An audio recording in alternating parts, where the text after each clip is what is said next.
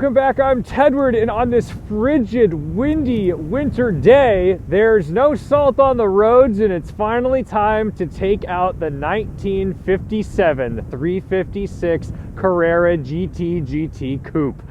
Thanks to Bond Group, I'm finally driving a Furman 4-cam. To some, this 356 Coupe may just look like a nice, cool, classic car, but to the Porsche files out there, they understand that this is incredibly special.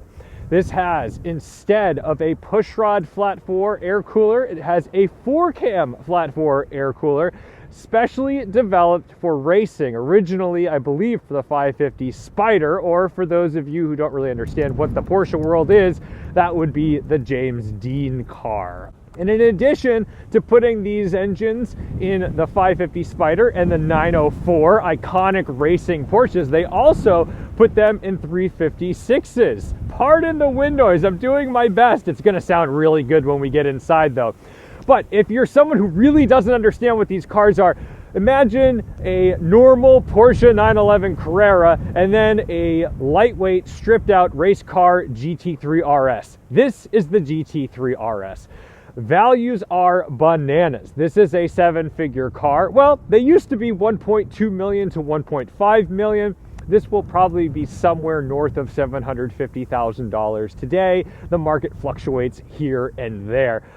But this is lightweight, it's powerful, and it's specific because you need to have the right people working on these engines. Folks like Road Scholars, Cam Ingram down in Durham, North Carolina, specialize in cars like this and rebuilding and maintaining and restoring. And it's very important. But other outlaw builders, you've got Will Hoyt, you've got Rod Emery, the types of people who put in hot rod, push rods, or even polo engines in their 356s, they can do this for a lot cheaper or for the same money but slightly easier to maintain, if that makes any sense. But if you're the purist, chassis 913, oh baby, this has pedigree. Now this one was originally imported to the US by Max Hoffman, so it sold in New York, but when I say it's lightweight, I mean it. There's no trim pieces, there's no rubber. In fact, even the glass, that's all plexiglass. Plexiglass from the factory. This is the kind of stuff that we see on GT3s or like 911Ts today, but they were doing this in 1957. There's also a very sparse interior back here.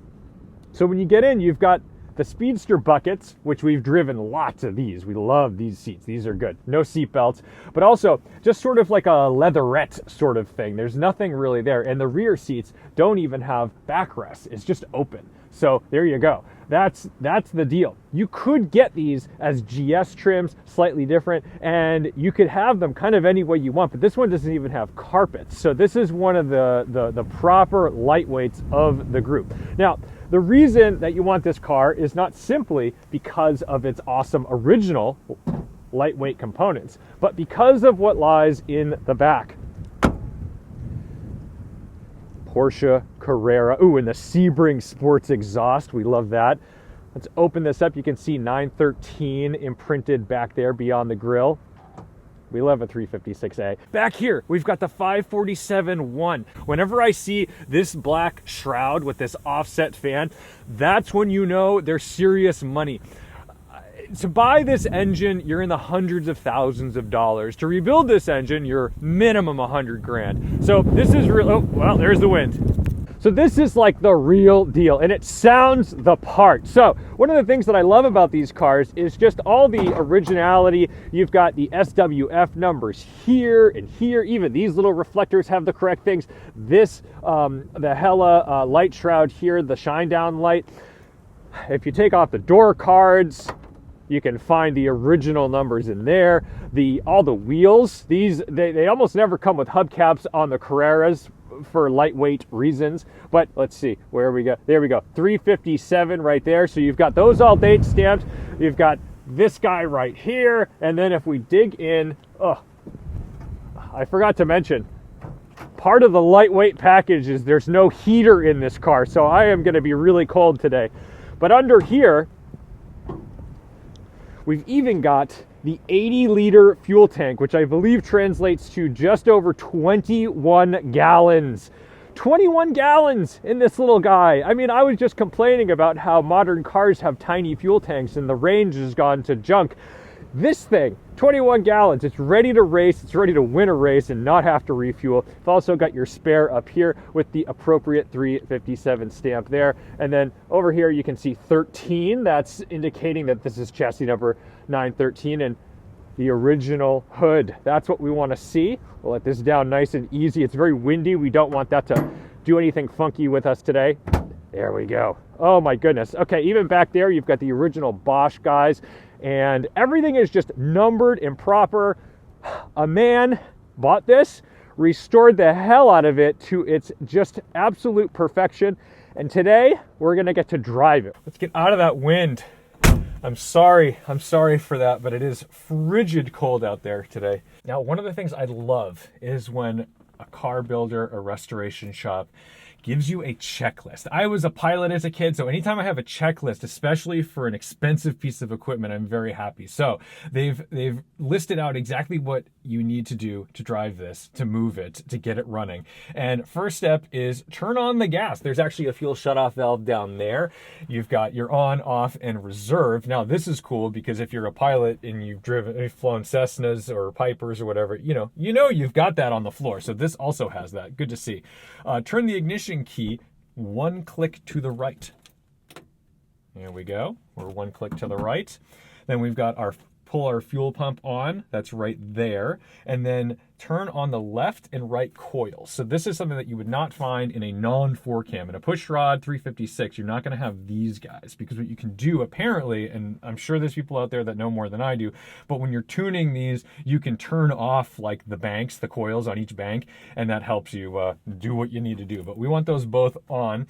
And then it basically is just asking us to give it a little throttle, get it started, and then hold it at about 2,000 RPM, and do not blip the accelerator. So they don't want anything going haywire, or they don't want any revs or load on this before oil has circulated through this engine. So that's nice to see. But we have actually already gone through this procedure properly and warmed it up. So we've got lots of nice warm oil in this thing right now, but we're still going to follow it appropriately, and then we'll still give it a little bit of throttle and start it up.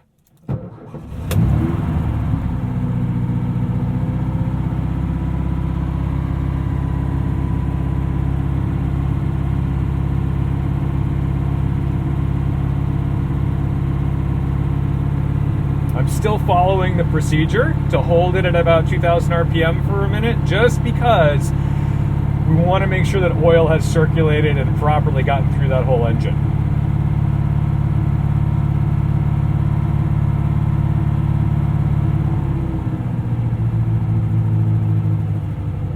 Awesome. And then the only thing that seemingly doesn't work on this right now is this fuel sender. So I don't know if that's in the dashboard or somewhere else, but that's where we're at. But yeah, we can go ahead and get rolling. This is a loud car. The engine's pretty loud. I've just got my stuff in here because there's really no room up front, and there's no sound deadening. So everything is pretty authentic and real. Now the goal of this is you just don't want to be lugging this engine. So we're going to keep the revs up. But because this is such a valuable, impressive piece of equipment, I'm likely not going to thrash it. We're just going to go out and enjoy it and show you what it's like to drive. Pretty standard setup here for a 356A. First is it's just an H pattern, and to get it into reverse you push down and it's next to first, just like a Volkswagen or something. Nothing wild. This being one of the earlier iterations of these Furman 4Cams, they made 1500s earlier, then 1600s, all the way up to 2 liters in the like Abarth versions. That's probably what you'd see Jerry Seinfeld or Zuckerman or Spike driving around in.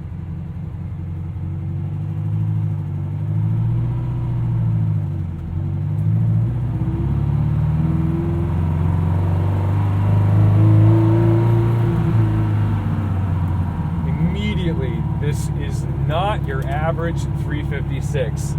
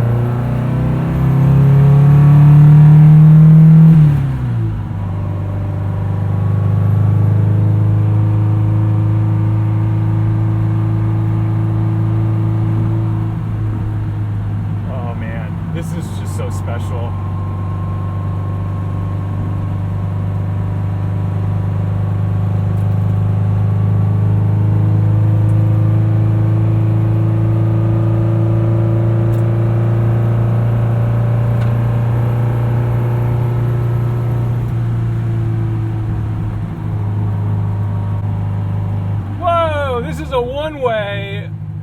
Oh my God. That's crazy, dude. Okay. Of course, I'm taking out a 7-figure car. And the first time I've ever seen somebody go the wrong way down this street, it's in this. Oof.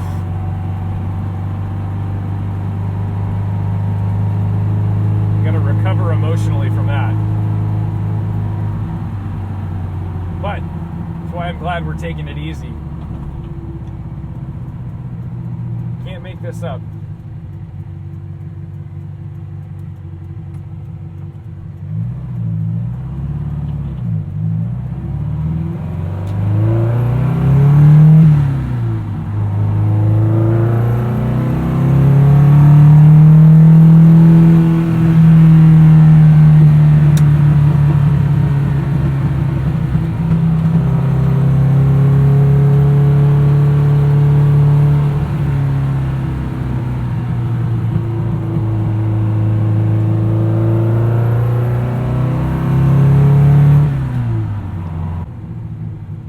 Being a little quiet, partially because I want you to just listen to this car and enjoy the drive, but partially because I'm starstruck. I mean, this is a big deal for me. I know when you think Carrera GT, you think V10 mid-engine. This is kind of what I think. And of course I want to drive one of those. But this is a meeting my hero car.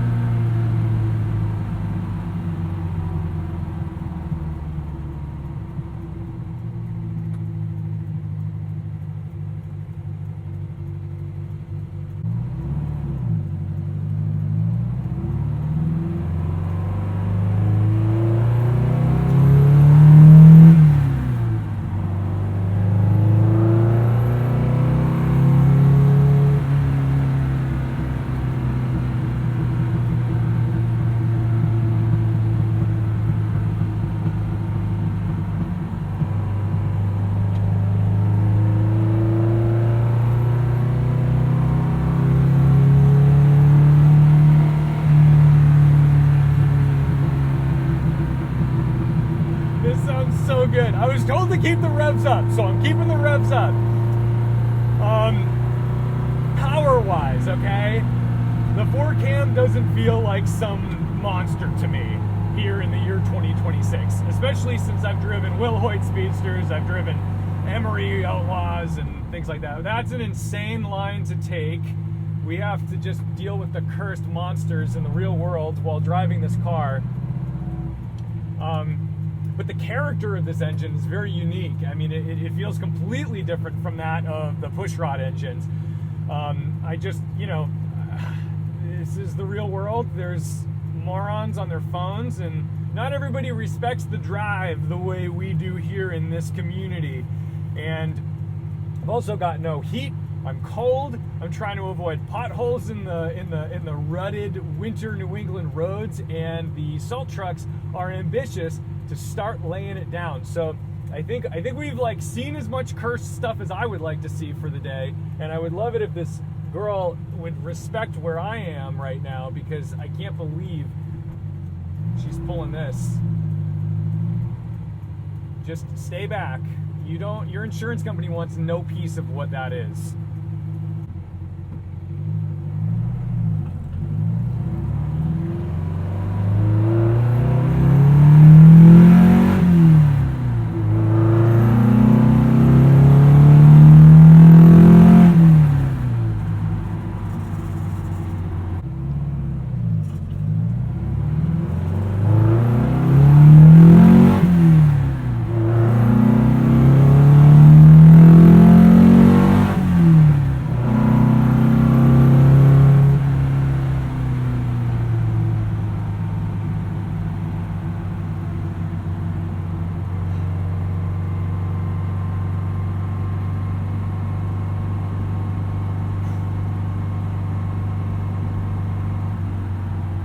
Might be one of the coolest sounds I've ever heard.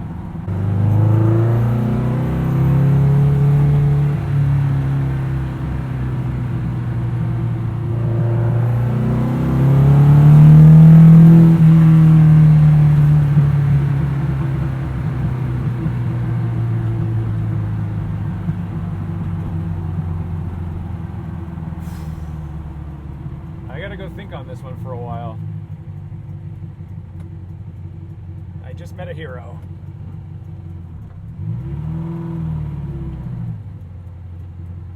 Thank you guys so much for watching, liking, commenting, and subscribing. Don't forget to respect the drive. And I will see you in the next one. Oh my God. We did it.